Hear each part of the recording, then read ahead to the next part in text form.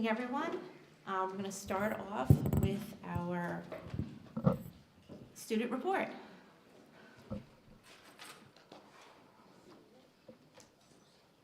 Good evening, Eastchester community. Congratulations to our winter sports teams for finishing their season strong. We're excited to transition into spring and encourage everyone to register for JV and varsity sports by March 10th. Practice begins on March 17th. Let's keep the momentum going. From February 8th to February 10th, the Eagles competed at the 2025 UCA National High School Cheerleading Championships at Walt Disney World, facing top teams nationwide. They earned a 6th place finish in game day cheer and placed 28th out of 100 teams in traditional. And on February 11th, the Eastchester chapter for Rho Kappa hosted its 3rd annual WAC Museum exhibition, where members portrayed historical figures through skits and period outfits, bringing history to life for attendees. In addition to the educational experience, the event raised over $500, which will be donated to the Eastchester Community Action Partnership. And congratulations to Ava Ballians, as she was named National Merit Finalist, advancing after meeting rigorous academic and extracurricular criteria. She now has the opportunity to complete for a $2,500 National Merit Scholarship, awarded to less than 1% of the initial entries. And Ava Panaccio started the season ranked number 3 in the United States for 1,000 meters, and she's continued to impress with her performance. She recently won the Westchester County Championships in the 1,000 meters and also qualified for the state championships in the 1,500 meters, showcasing her exceptional talent and dedication. And huge congratulations to Deanna Biancardi for LoHood's Con Edison Scholar Athlete of the Week Award and her 1,000 career points. Nice job, girls. On Valentine's Day, the Future Business Leaders of America Club held a successful bake sale, raising $439 for St. Jude's Children's Hospital. Many thanks to Ms. Steepo, the FBLA advisor, for her support. Severe winter weather and wildfires have forced thousands of blood donations to go uncollected.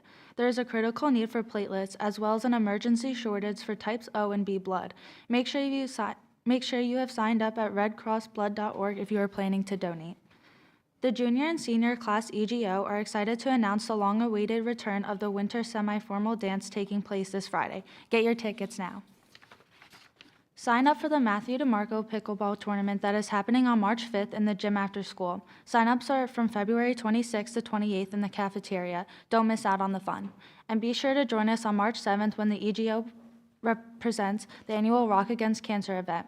Cheer on staff and students as they take the stage for an amazing event of musical performances. All donations go to the Memorial Sloan Kettering Cancer Research Center. Good night, and thank you for supporting all of us Eagles. Thank you, Cassidy and Gianna, and a big congratulations to our athletes. Thank you. Do we have any school or committee reports? No? Well, in light of tonight's very large presentation, I do not have much to say in my president's report other than congratulations to our student athletes, our cheerleaders, and especially Ms. Biancardi on that tremendous feat. So with that, Dr. Valenti. Sure. Ready to go.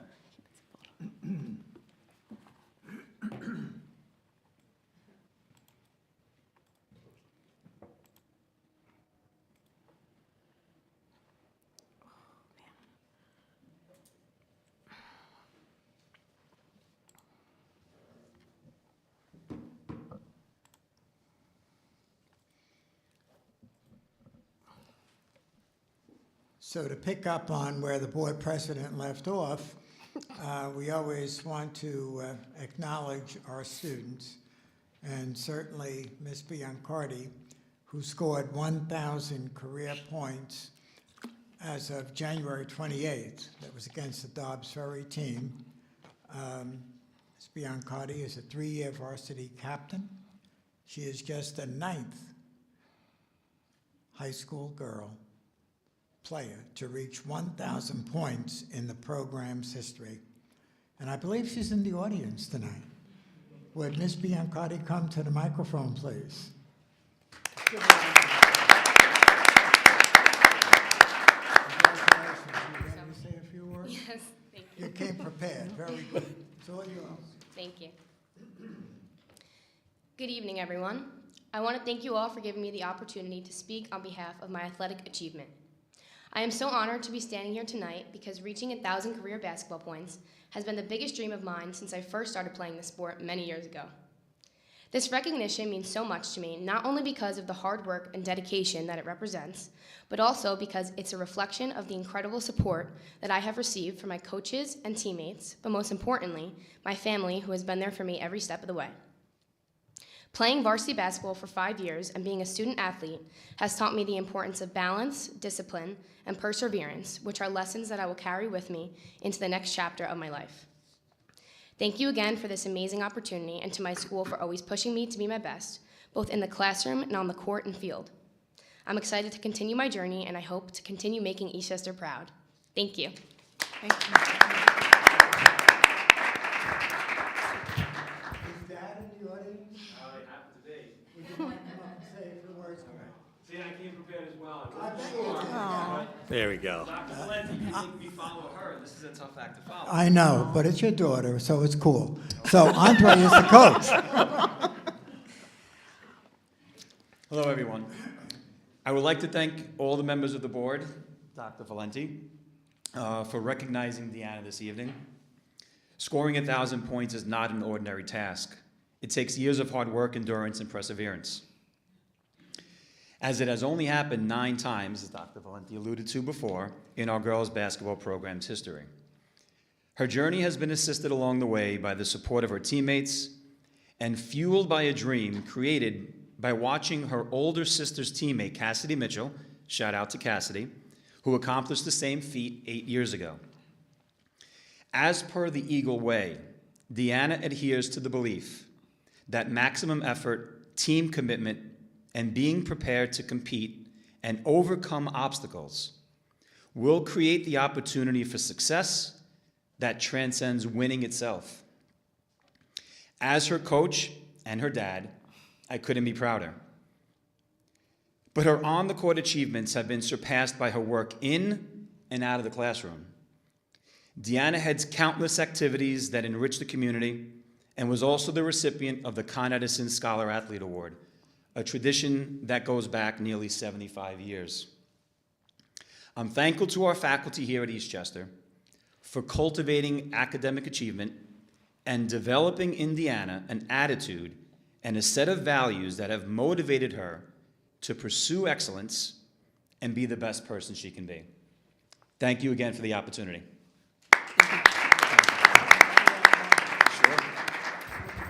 And Deanna and Coach Biancardi, while you're prepping for Michael to take a Kodak moment here with all of you, and please do that.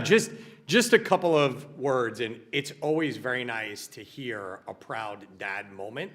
As a dad myself, there's nothing nicer than hearing someone come up and say that about their own daughter. And what I will say, for those of you that don't know, Deanna not only is awesome at everything that we heard about tonight, she is also a rock star babysitter, and she has the ability with my 4 young children to entertain them, educate them, keep them under control, and keep the lights on. And Deanna, they all love you tremendously. So to your dad's point, and from a school district standpoint, not only are you a tremendous athlete, you are a tremendous young lady, and you do this community very proud. So congratulations again.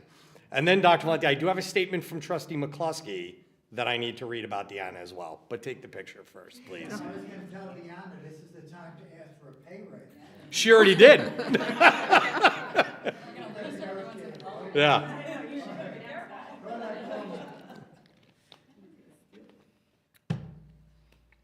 Thank you, Michael. Again, congratulations. Yes. Give her a big round. Yes. And Deanna, before you sit down, this is from Trustee McCluskey, who unfortunately could not be here this evening. So she gave me a statement that she would like me to read on her behalf. Deanna and Coach Biancardi, I am so sorry I could not be there tonight to join in on giving you a big round of applause. I've known both you and your older sister for nearly 10 years now, and I've watched you grow through your middle school and high school years. Your unwavering hard work, persistence, and commitment to achieving great success has happened. I'm overwhelmed by your significant achievements, both athletically and academically. congratulations on your success. Enjoy the rest of your high school career, and best of luck to you as you begin your college journey. Congratulations again, Deanna.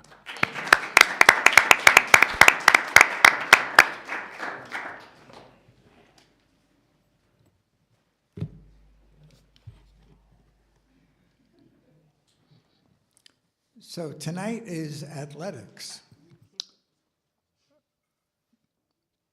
The long nightmare is over.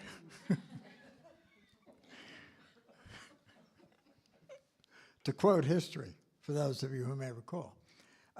We've gone through several interims, and we believe now we have the full package for a director of physical education, health education, and athletics.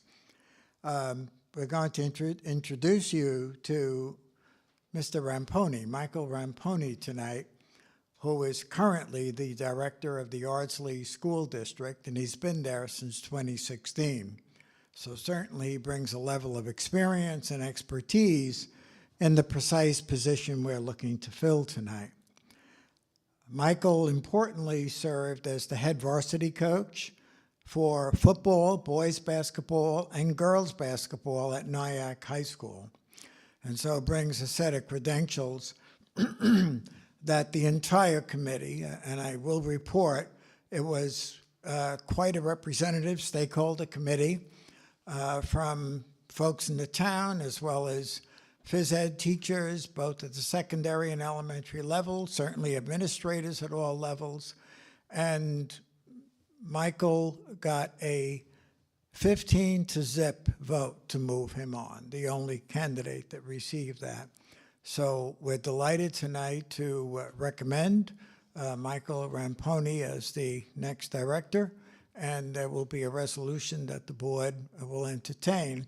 But I think at this point, I want to say one thing. I got an email today from one of our parents who will remain nameless, who is very excited to hear that Michael's going to be the next director in the district. She said, I heard and I know he's done wonderful things in girls basketball, and I look forward to what he can do for us here in Eastchester. So you already have a group that's supporting you, Michael, okay? Come on up here, say a few words, right? Congratulations. So, thank you so much, Dr. Valenti. Thank you to the Board of Education. This is a tough act to follow. Deanna, you speak so well, so congratulations on your achievement. As Dr. Valenti said, I come to Eastchester with a lot of experience, and I'm excited to hit the ground running on, I believe it's March 17th will be day one. I'm already doing some planning behind the scenes. I'm so excited just to come here and honor your very proud tradition that Eastchester has, and try and elevate it to the best of my abilities. And I'm very, very thankful to Dr. Valenti and his team and everybody I've spoken with so far, some of you, throughout the process. And like I said, I think this is a good fit, and I'm really excited. And that's it. Thank you, everybody. Super excited to have you.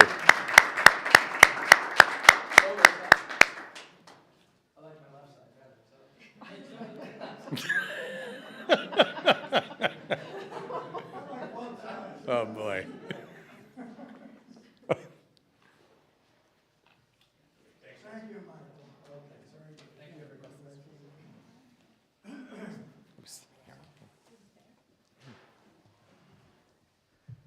Oh, I'm sorry, Michael. There was more on you. You were a baseball coach. You added implementation of, oh, no, I'm sorry. This is something else. I did want to alert the board and everyone who's listening that under athletics, as I said, tonight is the night for athletics. We're adding a baseball coach position to oversee implementation of the new freshman baseball team. So that makes a little bit of news. And we have a varsity girls flag football assistant coaching position, which we've abolished and reclassified as the JV girls flag football team. So we'll be having both teams this spring, and we're very proud to carry them on, okay? So that's all good news in the world of athletics. Now let's get to the main event, so to speak. and the proposed budget. We have put together a PowerPoint for the board's sake. We've shared it with you. There have been a couple of different renditions and drafts, obviously. We may not do it all tonight, and that's okay. I would like to give the board opportunities at different segments to ask questions, because it's a lot of information, and I don't want us to feel that we have to absorb it all at once. I want to thank our principals and administrators for being here, and if there are questions that they're able to address, assuming we reach that point in the presentation, they would be happy, I'm sure, to join in. The big picture is what it should always be in a school district, that we have certain non-negotiables. We want to talk about the tax levy and obviously certain inflation drivers. What are our non-negotiables? Well, number one, we will stay within the cap, the 2% cap. We do not go over the cap, nor do we feel the need to go over the cap. We want to provide new programs from kindergarten right up through the high school. So that's another non-negotiable. We have to service all of our children in the budget. We want to ensure that our revenues are either greater than our expenditures or at least equal to, and you will see with our presentation the exact to the penny equal to. And we want to ensure that there are efficiencies in this budget while producing effective academic results. That's really what we're all about. So you'll hear the word restructuring tonight. You'll hear words that talk about resource allocation. So we are looking to take current ways of spending money and perhaps spending it differently, and we would propose more wisely. So let's start with what every taxpayer wants to know. What are the real property taxes? Because Eastchester is basically founded on the real property tax, including the STAR. We are looking at this year and next year. You can see the comparison there. Current year is 81 million and change. Next year, we're going up to 83 million and change. So we're looking at an increase of 1.9 million. That remains below. We tiptoe up to the cap, but we remain below the cap, and we tiptoe on top of the cap for total transparency as you're allowed by law with your debt service and building aid. They're called excludables. So if you took the 1.9 and added 0.5%, you're at 2.4. But that doesn't mean you're over the cap. It means you're up to the cap at 1.9, and then the excludables, which are allowed by law to go over, that is the extra 0.5. So what does it mean for the taxpayer who is at the median, let's say 50th percentile? Many of us in this room are assessed at much higher than $8,558. But that is the median from the town with respect to all Eastchester taxpayers. So if we use that number, $8,558, which as you can see is only a small increase from current year, $8,500, the tax rate literally goes up only $1 in order to generate the amount of money that you will need using the average taxpayer. So the actual dollar change would be $104 or 0.75% above the current tax bill.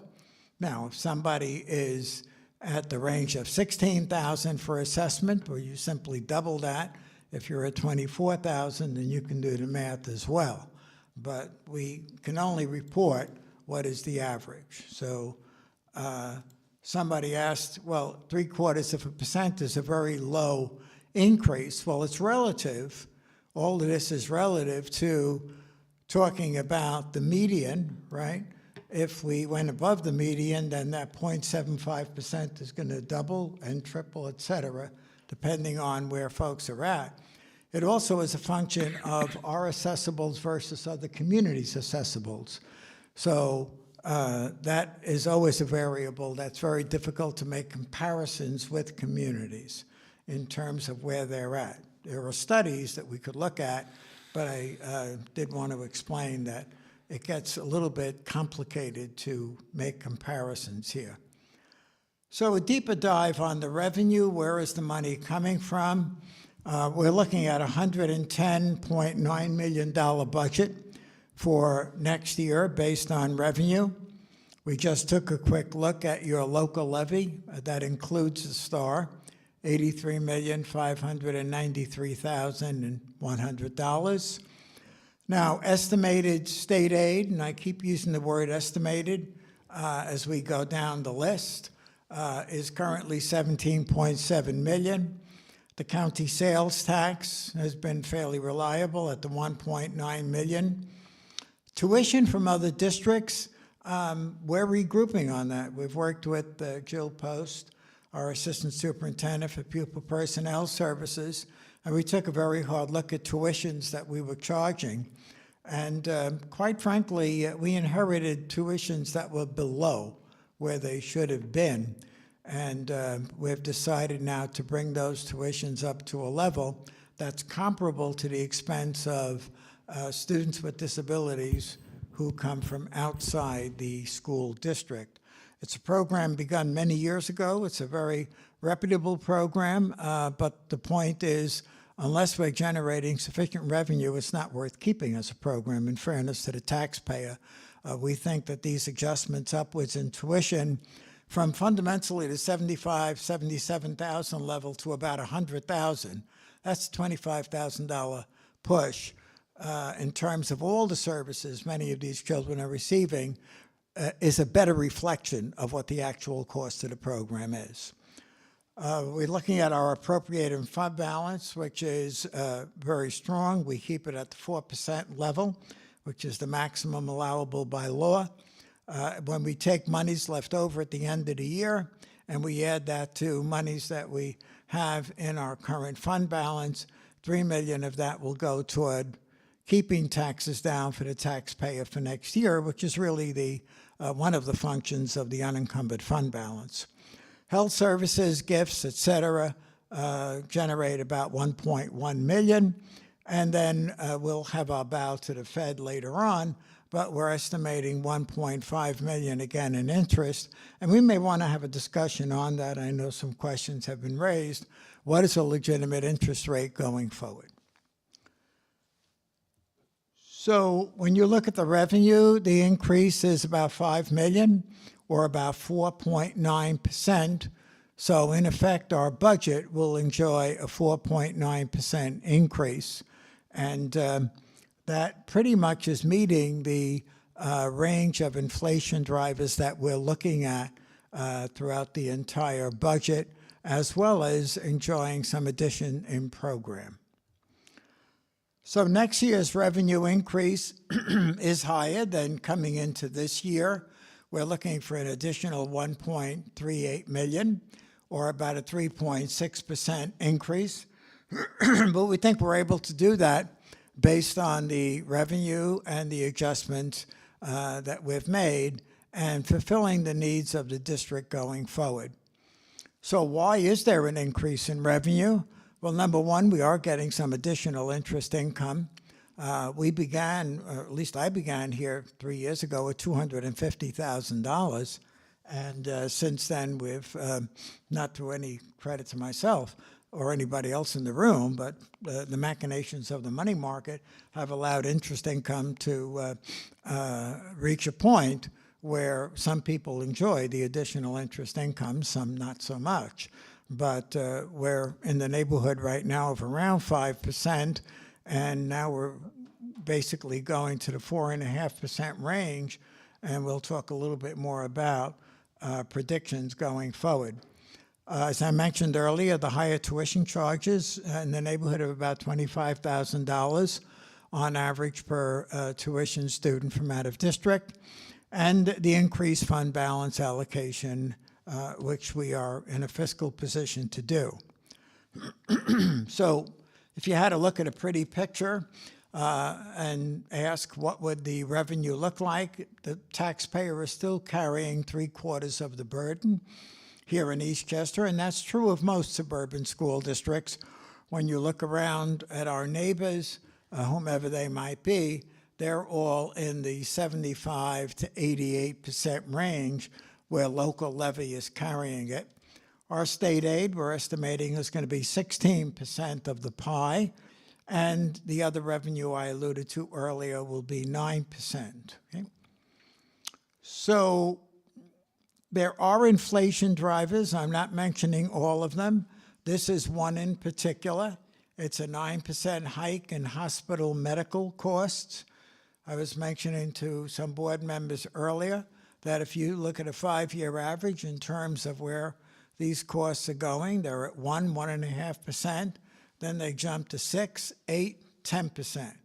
So that's an historical average right now in the neighborhood of 6%, which is not good.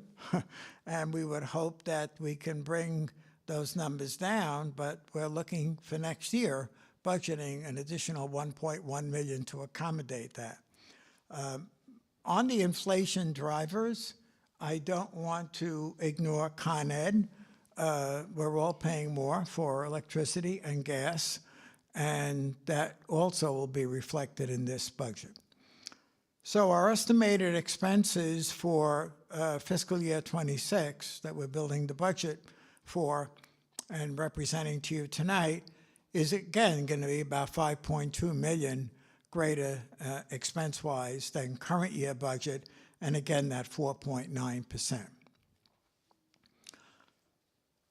Under state law, we must represent how that budget, your expense budget, breaks out, and our numbers are looking very good, much better than 3 years ago. What do I mean? You want as much in program as possible. Program means what are you providing the children of the district? It includes all of your teachers, all of your materials, all of your supplies, all of your equipment. It includes your software, your hardware, etc. Everything that makes the classroom rich. Your capital gets to your busing, your 1600 code, which obviously includes all of your maintenance, your cleaning, etc. And that should be on or about 15%. We're at 14%. Your program should be in the 75% range, or if it's higher, kudos. What we've brought down is the administrative costs. And I'll make a point of that at a later representation of this budget. But we're looking to trim administration. The state in a profile says you should not exceed 10%. I inherited 11. We're now at 8. And I think that may be a good place to keep your administrative staff. And we'll talk a lot about building level leadership teams in this budget. So again, the pie chart, what does it look like? And we just reviewed the program, which is for the children, fundamentally, 78%. The capital, which is your busing and other areas of maintenance, your 1600 code. And then your 8% would be your administrative costs, BOCES, et cetera. So what are our fiscal goals moving forward? Well, clearly we want to maximize interest income, and there are two variables to interest income. Number one, what is the rate? Number two, what is the amount of money you have to invest in that rate? Our principal is growing based on the work we're doing with the capital fund. So I'd like to put that on the table. It's not just watching the rate. It's watching the amount of money you have to invest.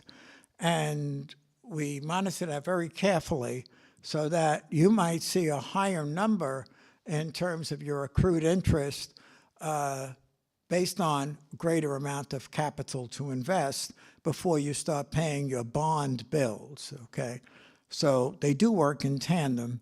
Current interest rates are in the neighborhood of 4.3%, and I think that's where your 10-year treasury is, and that's the one you want to keep your eye on in terms of the 4.3 range. You want to maintain a healthy, unappropriated fund balance, obviously, in the event of an emergency, et cetera. And we always like to get that as close back up to the allowable 4% maximum.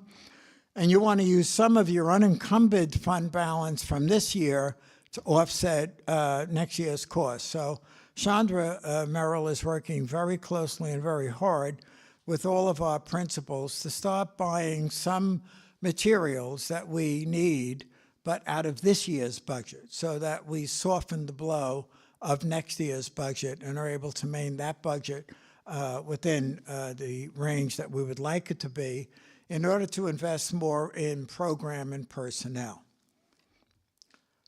I mentioned earlier a bow to the Fed. We did one last year. This is likewise a profound head bow as they define it. And look at the numbers. They speak for themselves. We had budgeted for this year $900,000. Remember, when we started this 3 years ago, we were $250,000. So even our estimate budget is much higher. Our actual interest as of tonight is $1.1 million, all right? So we already exceeded what we budgeted at 4.3. If through June 30th we hang out in the 4.2 range, we will have generated $1.6 million, which is close to $700,000 more than we anticipated in beginning the year. So what happens to that money? That goes into your unencumbered fund balance. It goes into your appropriated surplus at the end of the year, and that's where you have discretion to make expenditures that I mentioned earlier. So really, we've used the money wisely. We've taken advantage of where the rates are. So I'm going to stop there. I don't know if any of the board members want to raise questions on the financial part before we start talking about enrollment and staffing.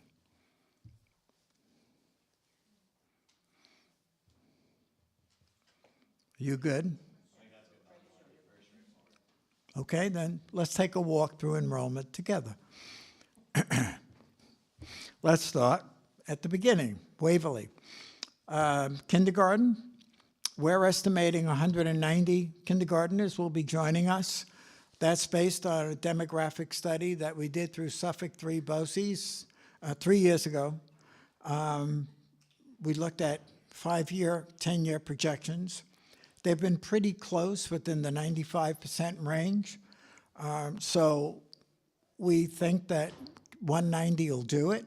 Right now, your current kindergarten is literally 194. So by the time they get to first grade, even if they're still at 194, you're only going to, which is below the 400 mark, and we're able to reduce and still have a comfortable TS ratio of 1 to 21.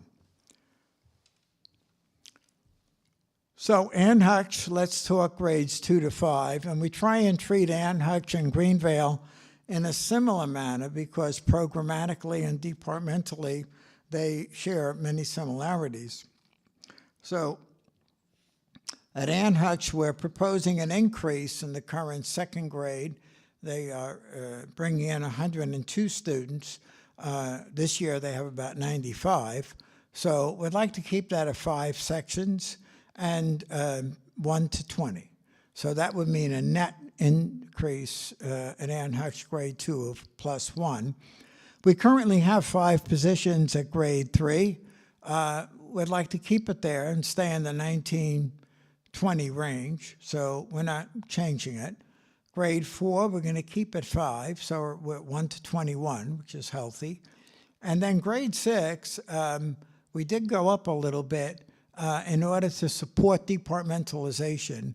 And both principals, and they could speak to this if you would like, believe that it works, departmentalization that is, works best when you have equal sections and the distribution of teachers for math and ELA is a lot easily more aligned so that you're taking advantage of what departmentalization is.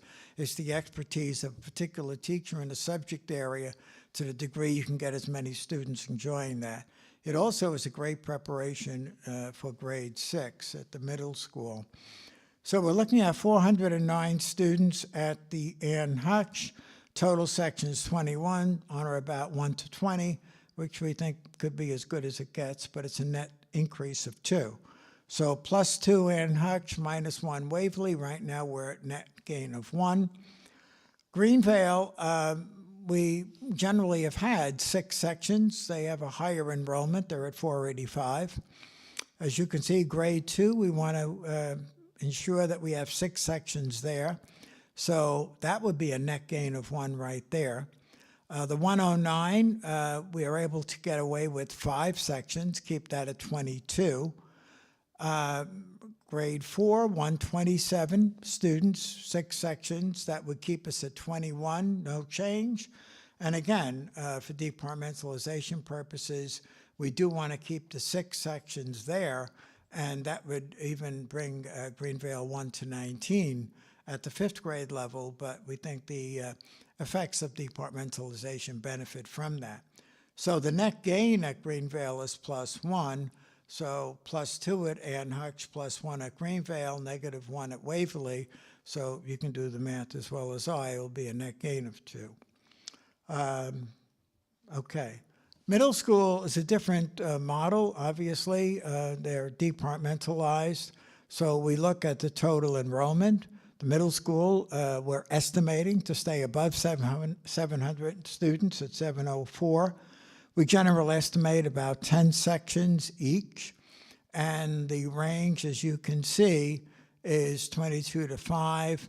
It goes up a little bit in the 8th grade, but that doesn't play out necessarily in every class because there are electives and there are other classes where that 25 drops to lower numbers, lower 20s, upper teens.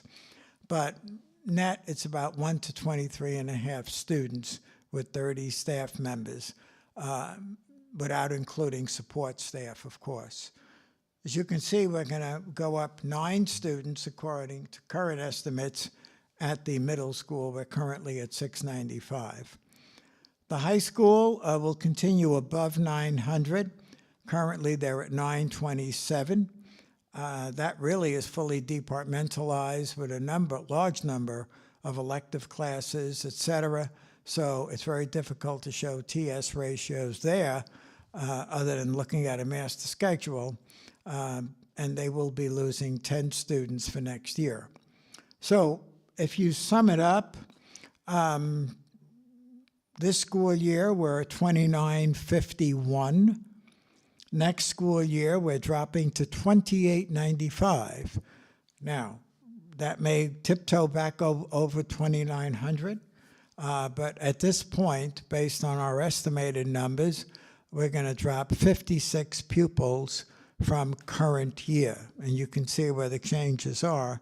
The elementary, we are losing students, and at the high school, 10, and the net loss is 56, or about 2%, 1.9%.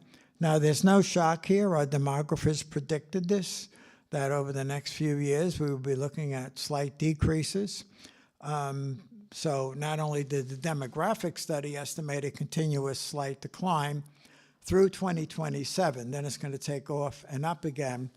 But we've also been involved in the active removal of non-resident K-12 students. So over the last few years, we've removed about 30 youngsters who resided elsewhere, and they're no longer attending our school. So there are other variables at play.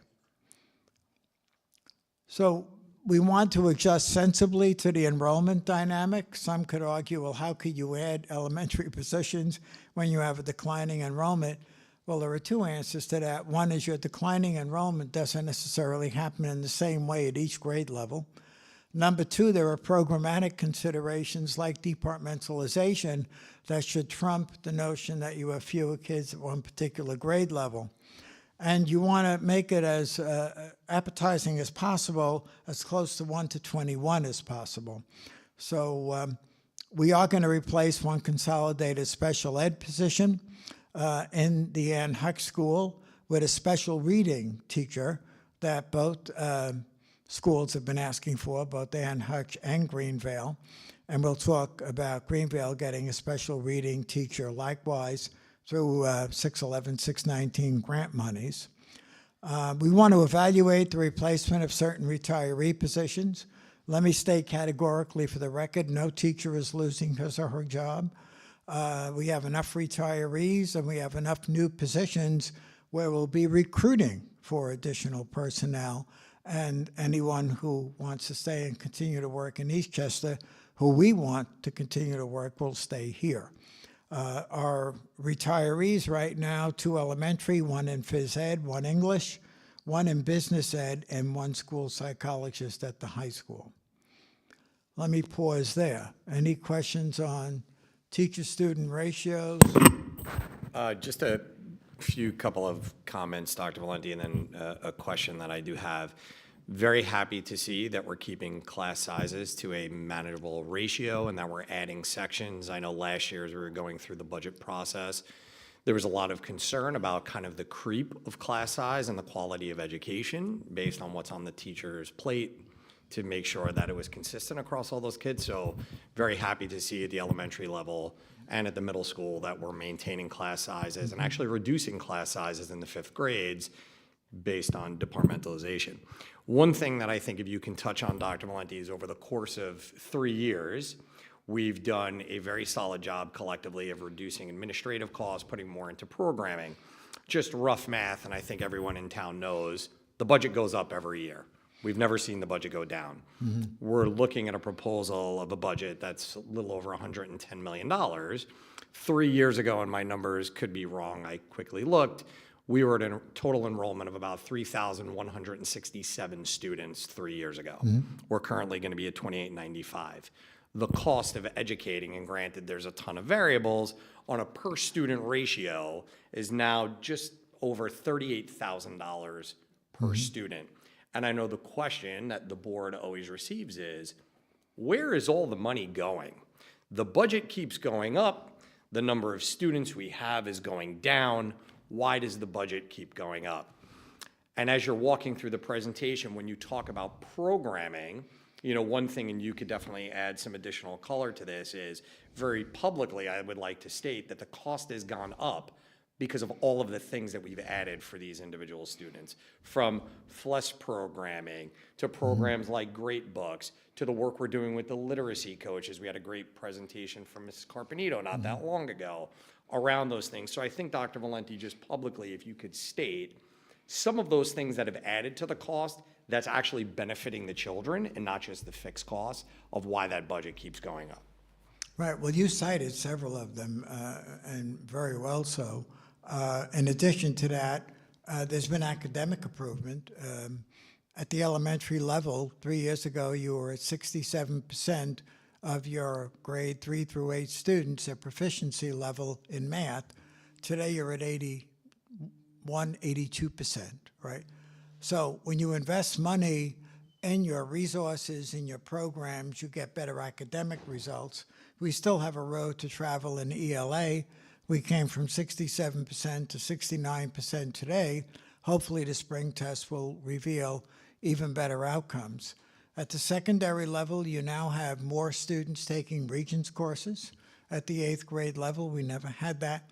We have students now in Algebra Regents who would have never been considered, but there is cost in that because those students needed support. We have special needs pupils literally taking Algebra and Earth Science Regents, but at a certain cost. Co-teaching is a cost. Those students now leaving algebra are going into geometry. You have a domino effect.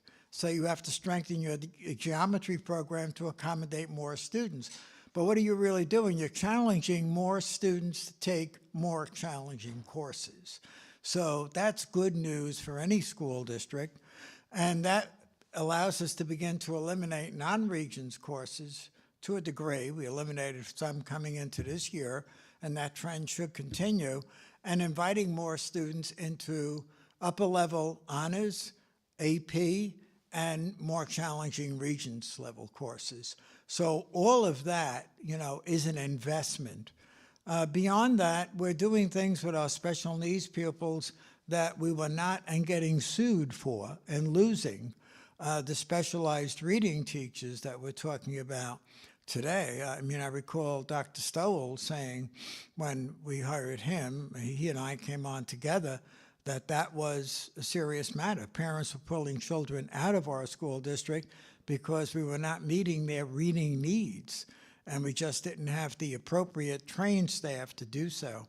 So that's an investment that we're making. We're putting more money into our guidance counselors. This current budget is now going to bring a school counselor to Waverly. Waverly has never had a school counselor. And there are reasons why you want that service, for social emotional reasons, et cetera, mental health reasons at the earliest ages. So while the enrollment technically is going down, when you enhance services and you strengthen your program, it makes it both a very attractive district to live in, because now I'm getting a broad range of services. I had a parent in part lamenting to me this morning that she was moving to another district at the end of this year, and she said, I'm going to miss all the programs and services here, but we're moving out of an apartment into a house we can afford. So, you know, the issue is you don't want to leave good programs, but sometimes there are reasons you have to. But there are great programs here that the folks in Eastchester appreciate, and it does help your own values as well to know that your schools are becoming more attractive. Okay.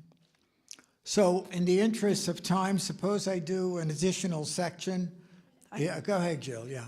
Sorry, just one question. Can you elaborate on the replace one consolidated special ed position with special reading? Is that a result of reduced enrollment in the special needs classes for the My reduction? understanding is we don't have sufficient students to maintain that program. Is that right, Dr. Post, Jill?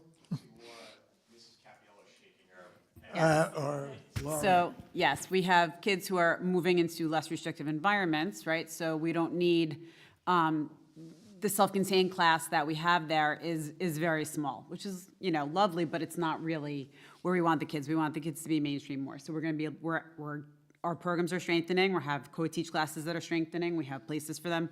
They'll be able to go to the specialized reading instructions. So it's a great thing, you know, and really that's what you want. Did you want to add to that, Laura? No, that's exactly it. Jill? Jill Costantino, yeah, you're okay. All right. All right, then let me do one more section and at least talk about our district. At the district level, would like to talk about a student staff mental health program, and Dr. Meyer is here. And we do want to talk about a 2-year plan for secondary special education and pupil personnel services. Dr. Meyer takes credit for SOAR, the acronym, Student Outreach and Research Center. We'd like to invest in that. It would give us a mental health clinic, investing $35,000 of general fund. It would give us a full-time social worker, but the $80,000 investment funded in large part by grant support. So we're putting in 35, but we are getting an additional $45,000, 25 from the Westchester County Office of Mental Health and 20,000 from the New York State Mental Health RECUBS grant. That's a BOCE grant that we took part in, and they garnered about $2 million throughout the region, so we're benefiting from that. In addition, we want to support the ruler program. Last year was year 0. This year, we're now implementing it in the classrooms. We'll be administering the panorama testing in the March timeframe. The second step program, College Kickstart, 10th grade, Career Day, all of those cost money. To get to Matt's original question for $25,000. We had a presentation here on college essays, professional development, and we want to invest $36,000 in that as well. So that would be a $96,000 investment, just general funds, but when you add an additional 45, now you're in the neighborhood of about 140 total investment with grant funds. We'd like to look at a 2-year plan for secondary special ed pupil personnel services support. We'd like to, in year 1, hire an additional special ed teacher for our EP mandates and a co-teaching program that gives greater support. Now, co-teaching is an expensive model, but it's a very effective model. And once you start it at the elementary grades, it has a progression through your middle and high school grades. So again, you are investing in special needs pupils taking full advantage of your general education offerings. So that's the power of the co-teaching. Also would like a special ed teacher for our MTSS model, okay? A multi-tiered support system. Half-time there, we have a physics class that would like to involve some of our special needs pupils in. That would be a 0.3 investment. It includes the lab. And we want to have an AP economics. I believe it's macro economics 0.2. So that's where that teacher would be used at the secondary high school level.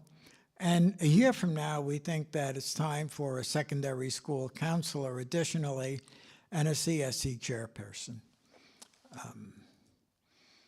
So I don't want to go much further here. Dr. Mario, did you want to say a word about any questions any of us have about, well, let me ask the board. Do you have any questions on the Student Outreach and Research Center? I know there was one question that I had gotten, when will students have the opportunity to serve here? And we did talk about linkage to the WIN program, but do you see other opportunities during the 9-period day that our students can take advantage? And then Chrissy, I think you had a question, right? Yeah, Dr. Meyer, we're very excited about the SOAR Center, but I think we would all like to hear more about it, what you envision, what does it look like, who will it benefit? Just tell us whatever you can, would be great. Yeah, absolutely. So a couple things to note about this, and I think it's worth, I mean, there's a lot of pieces, a lot of components, and just these 4 major bullet points here. But the center, as we've alluded to, is really an opportunity to integrate the mental health piece with the academic component. So one of the clinical aspects of that is getting a social worker. That's something the district does not have in any building at any level, and quite frankly, that's an exception within the region, and I think a much needed resource.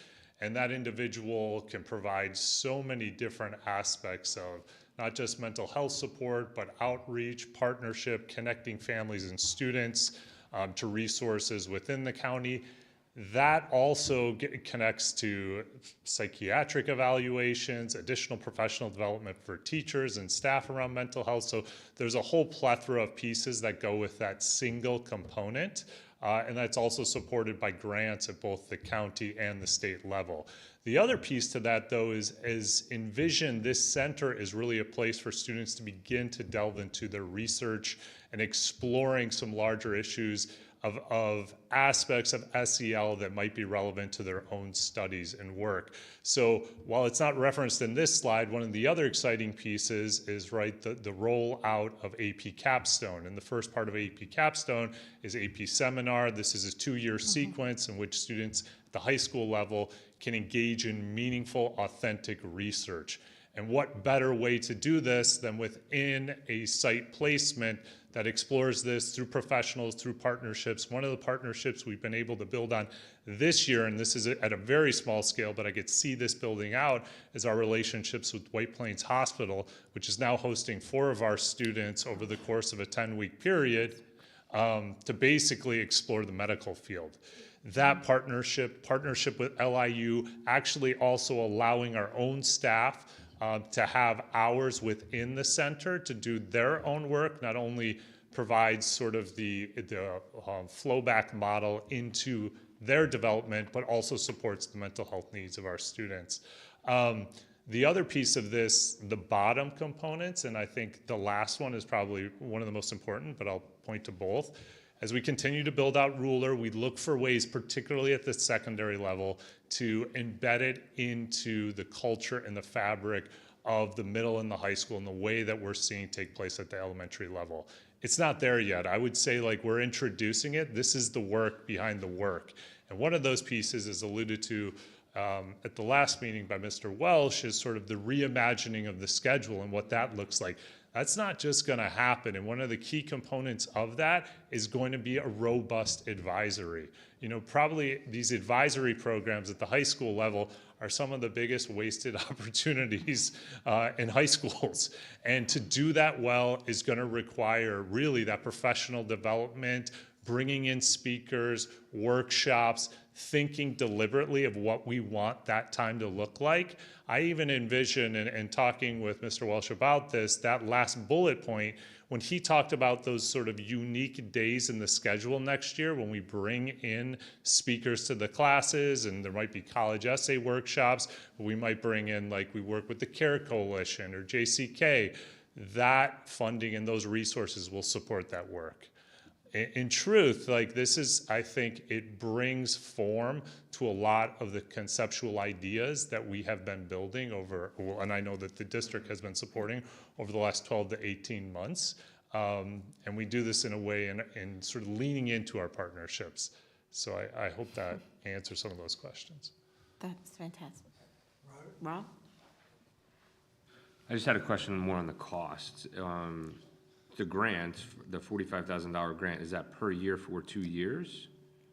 So that's a great question. So, and each year the grant renews. So the biggest expenses to starting this work is the first year. And that's why you get that additional $25,000. The $20,000 with the Recov grant we'll have over multiple years. But the work from the county, they give us that initial seed money to offset the cost of starting the work. If you were to get a social worker, quite frankly, just through within the district, it would cost probably the equivalent of all of those bullet points together, because you're also taking on the healthcare costs, the retirement costs. So this is a way basically to be very mindful of the financial resources and needs and do it in a way that you're leveraging those partnerships. So, yeah. And then I assume though, like over the course of those 2 years, as we get more updates, as we're evaluating this, if the grants go away, it defaults back to the taxpayer. So we have to then determine what to do longer term if it's something that we feel is valuable for the district. That's right? exactly right. So you're basically giving yourself this window to have this resource with the option of reevaluating it, generally at the end of 2 to 3 years, and figuring out, you know, is this the way we want to envision this, or is there another imagining that would serve us better? But quite frankly, I think you could ask any administrator, any building leader within this district, what is one of the #1 needs? And I think almost all with consensus would say a social worker.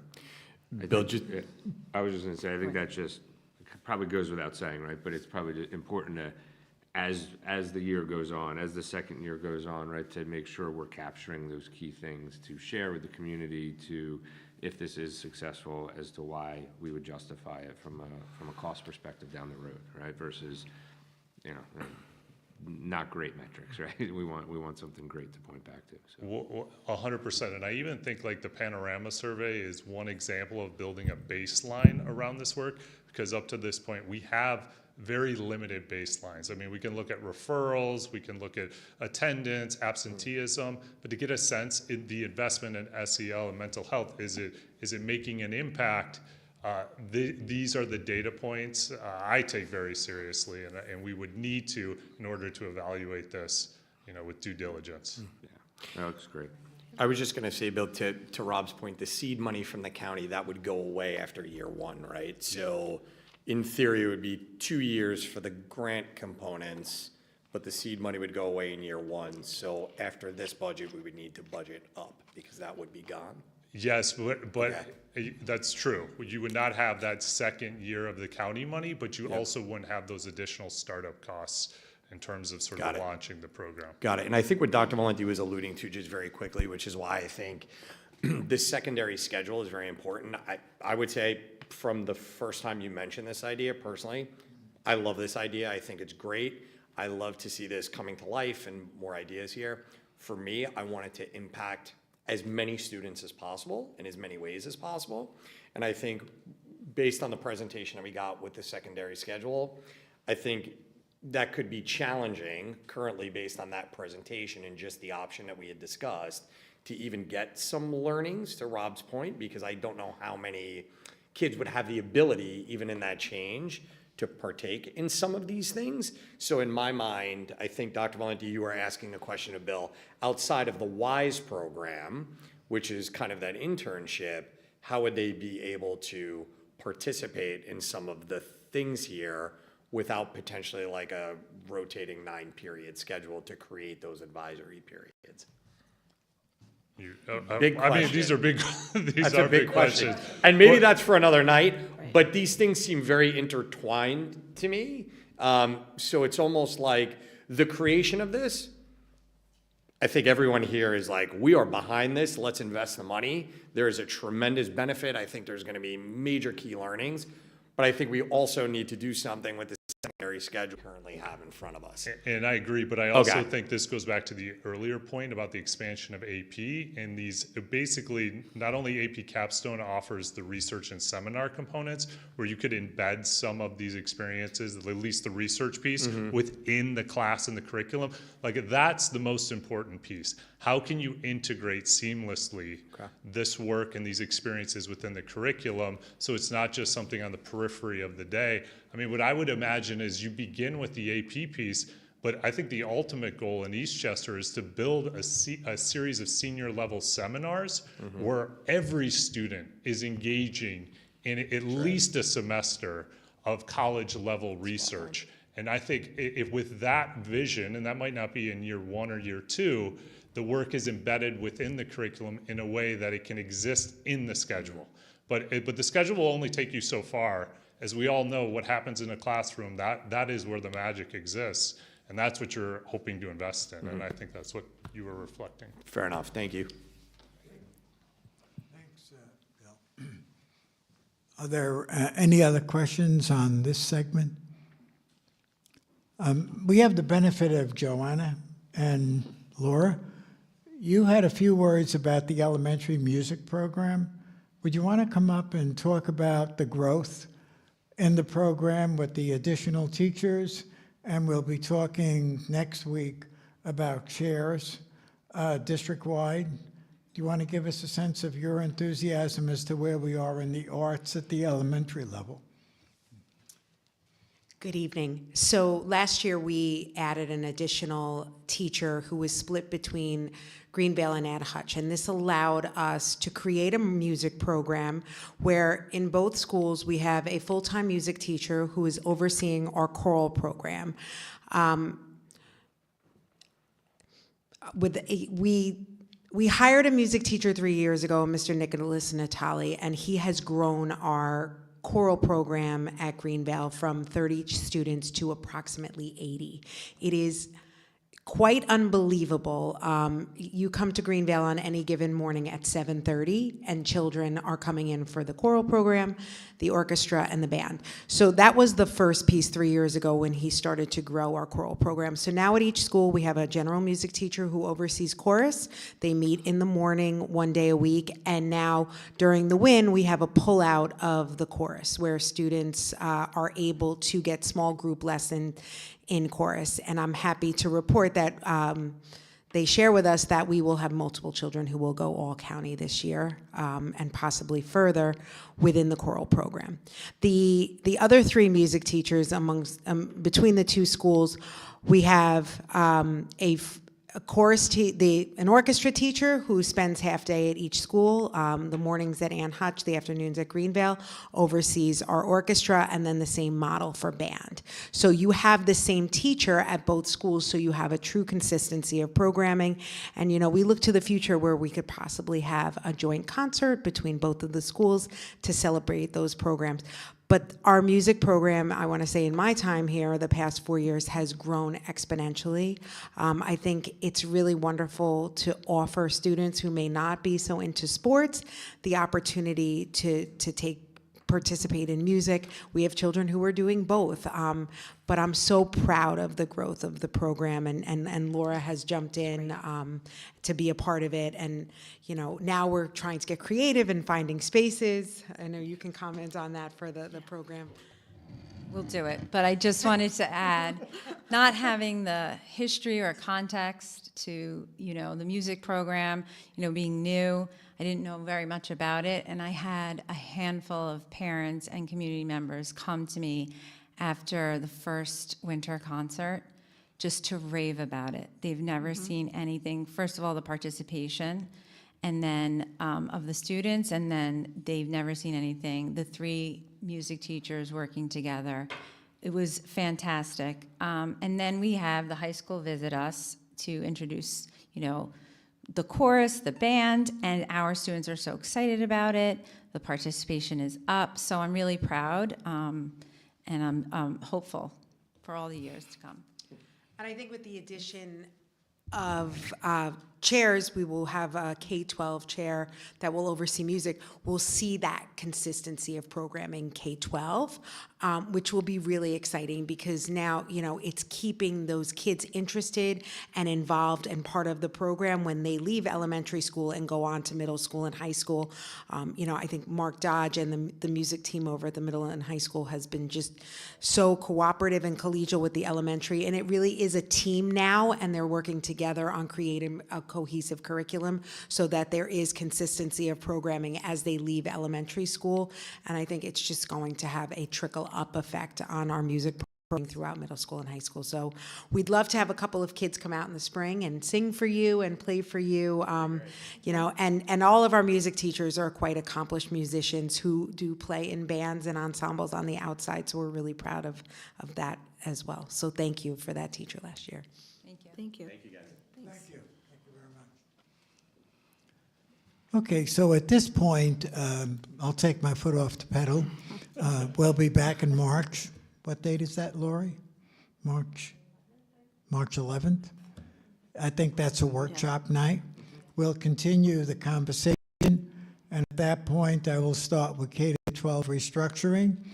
That night, I'd like to talk about technology, and Robert Jacoby will be with us. And on that night, I'd like to talk about athletics. So what our goals are there. So you've seen about half the budget, so to speak, and we'll get the other half next time without rushing through it and, you know, having a chance to talk deliberately about it. Great. Okay, so thank you all very much. Thank you, Dr. Valenti. Great. Thank you. Okay, we are up to the consent agenda. Do I have a motion for the consent agenda? Jackie?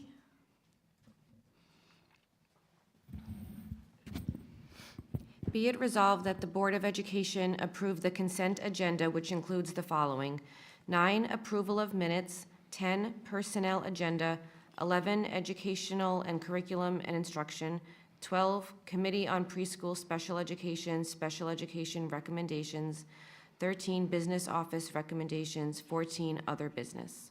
Thank you, Jackie. Do I have a second? Lori? All in favor? Great. Thank you. The motion passes. So our future meeting dates, March 11th will be a work session. March 25th is our regular meeting, and that will be also budget adoption. So now we are up to the comments from the public section. Just as a reminder, for comments from the public, please state your name and address for the record. As always, we welcome all public comments and feedback, but please be mindful that we will not exceed 30 minutes in total for this portion of the evening. Each person has a hard stop at 3 minutes.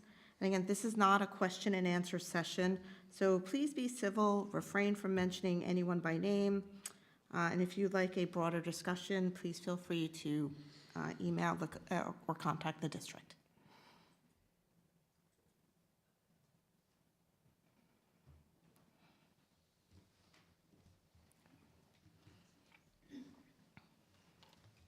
Hello, Dr. Valenti and members of the board.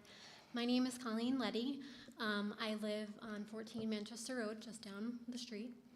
I'm here simply because I hope that you remember my name. I sent an email 2 weeks ago, and I just haven't really heard much.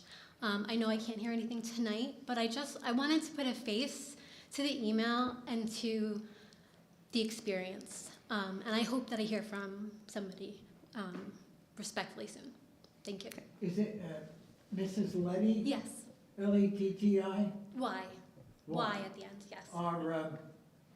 My administrative assistant, Jen Herrera, will be getting in touch with you Okay, to meet with certain administrators and certain teachers. okay. As soon as we find the time that's convenient for you I'll and make for my our time team. convenient for you, and I appreciate that. Okay? But we're ready to do that. Okay. Yeah. Thank you very much. Thank you, Board. Thank you.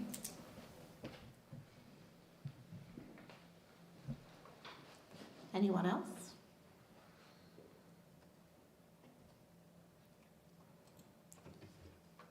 Okay. Do I have a motion to adjourn? Jackie, do I have a second? Rob, all in favor?